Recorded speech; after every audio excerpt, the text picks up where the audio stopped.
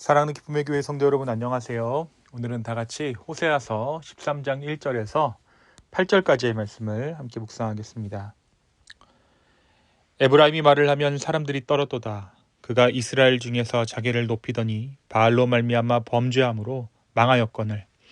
이제도 그들은 더욱 범죄하여 그 은으로 자기를 위하여 우상을 부어 만들되 자기의 정교함을 따라 우상을 만들었으며 그것은 다 은장색이 만든 것이거늘 그들은 그것에 대하여 말하기를 제사를 드리는 자는 송아지와 입을 맞출 것이라 하도다. 이러므로 그들은 아침 구름 같으며 쉬 사라지는 이슬 같으며 타작마당에서 광풍에 날리는 쭉정이 같으며 굴뚝에서 나가는 연기 같으리라. 그러나 애굽 땅에 있을 때부터 나는 너의 하나님 여호와라. 나밖에 너가 다른 신을 알지 말 것이라. 나 외에는 구원자가 없느니라. 내가 광야 마른 땅에서 너를 알았거늘 그들이 먹여준 대로 배가 불렀고 배가 부르니 그들의 마음이 교만하여 이로 말미암아 나를 잊었느니라. 그러므로 내가 그들에게 사자 같고 길가에서 기다리는 표범 같으니라.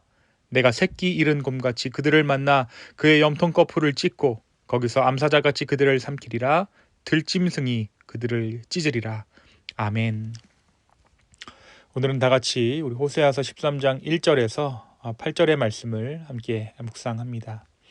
우리가 어제 말씀을 함께 본 호세아 12장은 하나님을 떠난 이스라엘이 자기 힘과 속임수를 의지하며 살아가는 모습을 함께 나누었습니다.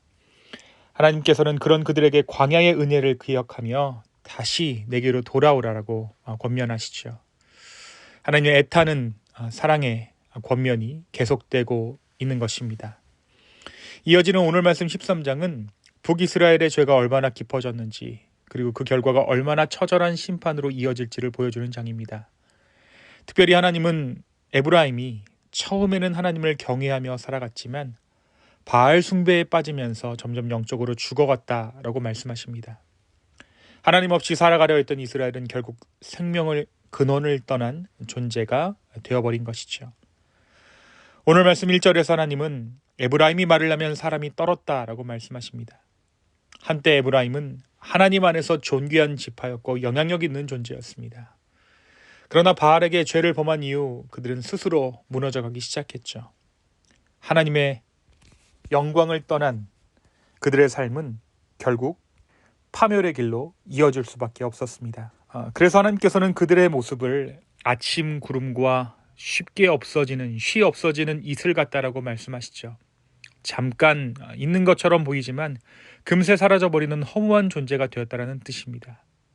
하나님 없는 인간의 번영이 얼마나 덧없는지를 보여주는 장면이죠.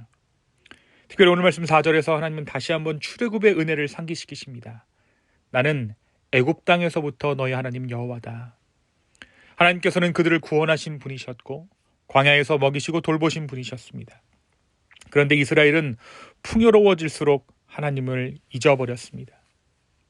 그들의 배부름은 결국 교만으로 이어졌고 결국 하나님보다 자기 자신을 더 의지하며 살아가게 된 것이죠.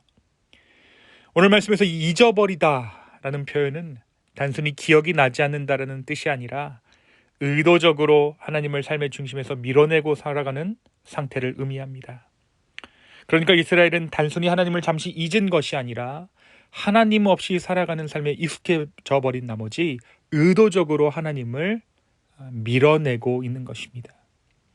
그래서 하나님은 7절과 8절에서 자기 자신을 사자와 표범, 새끼를 빼앗긴 암곰처럼 묘사하십니다. 이것은 단순한 분노의 표현이 아닙니다. 하나님을 끝까지 거절한 죄가 결국 얼마나 무서운 심판으로 이어지는지를 보여주는 장면이죠. 사랑으로 부르셨지만 끝내 돌아오지 않은 백성을 향한 하나님의 거룩한 심판인 것입니다. 사랑하는 여러분, 오늘 말씀은 하늘 무서운 줄 아는 삶에 대해서 말합니다. 오늘 말씀에서 하나님께서는 이스라엘의 죄악이 어디서부터 시작됐다라고 말씀하십니까? 하나님을 경외하는 것을 잃어버린 데서부터 시작됐다라고 말합니다. 여기서 경외함이란 단순한 두려움, 단순한 공포가 아니죠. 하나님을 하나님으로 인정하며 살아가는 두려움, 다시 말해 하늘 무서운 줄 알고 사는 마음을 의미합니다. 그럼 왜 이스라엘은 이 경외함을 잃어버렸습니까? 그 이유는 죄를 지어도 당장 아무 일도 일어나지 않는 것처럼 보였기 때문입니다. 작은 죄로 시작했을 것입니다. 작은 타협이었고 작은 욕심이었고 작은 불순종이었을 것입니다. 그런데 시간이 지나도 심판이 바로 임하지 않는 거예요. 오히려 그들이 더 부강하게 됐고 경제적으로 풍요를 누리고 잘 살게 되었습니다. 그러면서 그들은 점점 죄를 합리화하기 시작했고 죄에 익숙해져 버린 것이죠. 결국 죄를 죄로 여기지 않게 되었고 하나님 없이 살아가는 삶에 무감각해져 버린 것입니다. 사랑하는 여러분, 죄의 가장 무서운 것은 단번에 사람을 무너뜨리는 것이 아니라 조금씩 하나님에 대한 두려움을 잃게 만든다는 데 있습니다. 처음에는 양심의 가치가 있었지만 반복될수록 그 마음은 무뎌집니다. 결국 사람은 자기 욕망대로 살아가는 것을 자유라고 착각하게 되죠. 하지만 성경은 그렇게 이야기하지 않습니다. 하나님을 경외함이 지혜의 시작이라고 성경은 분명히 말하고 있죠. 하나님을 두려워하지 않는 삶은 결국 자기 자신만을 믿는 삶으로 흘러가게 됩니다. 오늘 이 하루 하나님을 향한 경외함을 회복하는 하루 되기를 원합니다. 하나님이 계신다. 하나님이 지금 나의 삶을 보고 계신다. 하늘 무서운 줄 아는 삶. 그래서 지금 당장 이득이 되지 않은 일이지만 하나님이 원하시는 것이라면 기꺼이 행하고, 지금 당장 심판이 임하는 것은 아니지만 하나님이 원하시지 않는 것이라면 기꺼이 포기하는 복된 인생을 사는 저와 여러분 되기를 예수님의 이름으로 축원합니다. 두 번째, 오늘 말씀 우리에게 죄의 속성에 대해 말해요. 우리는 흔히 고의적으로 우리가 죄를 짓지 않는다라고 생각합니다. 설령 고의로 죄를 지을지언정 죄를 사랑하지는 않는다라고 말할지 모릅니다. 하지만 오늘 말씀이 무엇을 말하고 있습니까? 죄란 단순히 실수처럼 넘어지는 것이 아니라 하나님을 고의로 밀쳐내는 것이 죄라는 것이에요. 알고도 하나님보다 다른 것을 더 붙드는 것, 하나님의 말씀보다 내 욕망을 더 선택하는 것, 그것이 바로 죄입니다. 처음에는 사람도 죄를 불편하게 여깁니다. 그러나 반복되는 죄는 점점 하나님의 존재를 부정하게 만들게 되는 것이죠. 그리고 결국 사람은 죄를 짓는 수준을 넘어 죄와 함께 살아가는 상태에 익숙해졌습니다. 북이스라엘도 마찬가지입니다. 그들은 단순히 하나님을 몰랐던 것이 아닙니다. 하나님을 알고도 밀어냈죠. 하나님께서 베푸신 은혜를 알면서도 우상을 선택했고 하나님보다 자기 욕망과 풍요를 더 사랑했습니다. 여러분, 우리가 죄를 말할 때 죄를 짓는다라고 말하죠.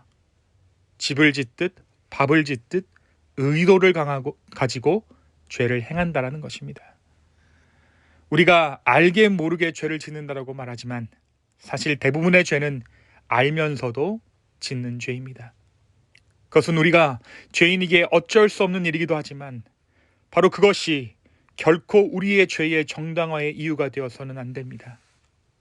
오늘 이 하루를 살아가며 죄를 의도적으로 짓고 있는 우리의 모습을 발견하게 되는 저 여러분 되기를 소망합니다.